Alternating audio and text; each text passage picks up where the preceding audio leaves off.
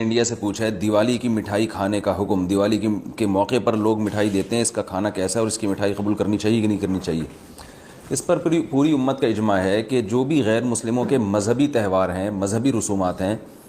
ان میں کسی قسم کی شرکت جائز نہیں ہے۔ قرآن مجید نے غیر مسلموں کی دو اقسام بیان کی ہیں، لا ينهاكم الله عن الذين لم يقاتلوكم في الدين ولم يخرجوكم من دياركم ان تبروهم،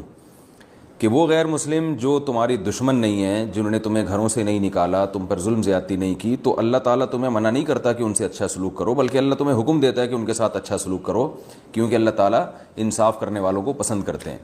خود رسول اللہ صلی اللہ علیہ وسلم کی سیرت میں آپ صلی اللہ علیہ وسلم نے یہودیوں کی، جو آپ کے یہودی پڑوسی تھے، ان کی عیادت بھی کی ہے، اور آپ صلی اللہ علیہ وسلم کی جو زوجہ حضرت صفیہ، ان کے رشتہ دار یہودی تھے، وہ ان کو ہدایہ تحفے بھیجا کرتی تھیں۔ تو غیر مسلم جس سے جنگ نہ ہو اس کے بارے میں اچھا سلوک کا حکم ہے، اس کو ہدایہ دینا، اس کو تحفے دینا، اس پہ صدقہ کرنا بھی جائز ہے۔ لیکن اس کی ایک باؤنڈری ہے، وہ یہ ہے کہ ایسا نہ ہو کہ آپ ان کے مذہبی معاملات میں، ان کی مذہبی رسومات میں شرکت کرنا شروع کر دیں، کیونکہ کسی بھی طرح سے ان کے مذہب کو اپریشیٹ کرنا، اس کی حوصلہ افزائی کرنا جائز نہیں ہے، کیونکہ یہ اس کی علامت ہے کہ آپ کو اپنے برحق ہونے پر اطمینان نہیں ہے۔ لوگ یہ کہتے ہیں کہ وہ بھی تو ہماری عید میں شریک ہوتے ہیں، تو دیکھیں ان کے مذہب میں یہ اجازت ہے کہ ہماری عید میں اور ہمارے تہوار میں شریک ہوں، ہمارے مذہب میں اجازت نہیں ہے، تو ہم تو اپنے مذہب کو فالو کریں گے۔ ہمارے مذہب میں کرسمس ہے یا جو بھی ان کے مذہبی تہوار ہیں، ان میں کسی بھی قسم کی شرکت کی ہمیں شریعت میں اجازت نہیں دی ہے۔ ہاں، قرآن میں اللہ نے دوسرے مقام پہ فرمایا کہ اس کی گنجائش دی ہے کہ الا ان تتقوا منہم تقاہ، کوئی خطرہ ہو، اندیشہ ہو، آپ ایسی جگہ پہ رہتے ہیں جہاں غیر مسلموں کا غلبہ ہے،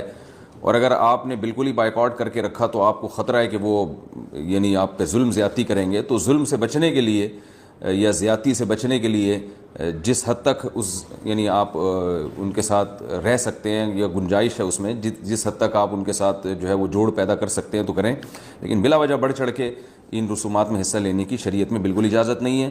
وجہ اس کی یہ کہ اگر آپ ان کے مذہبی تہواروں میں شرکت کریں گے اور تو یہ منافقت ہے، کیونکہ اسلام ایک طرف یہ دعویٰ کرتا ہے وَمَن يَبْتَغِي غَيْرَ الْإِسْلَامِ دِينًا فَلَن يُقْبَلَ مِنْهُ، اسلام کو اپنے برحق ہونے پر اتنا اطمینان ہے کہ وہ یہ کہتا ہے کہ دین برحق ان الدین عند اللہ الاسلام،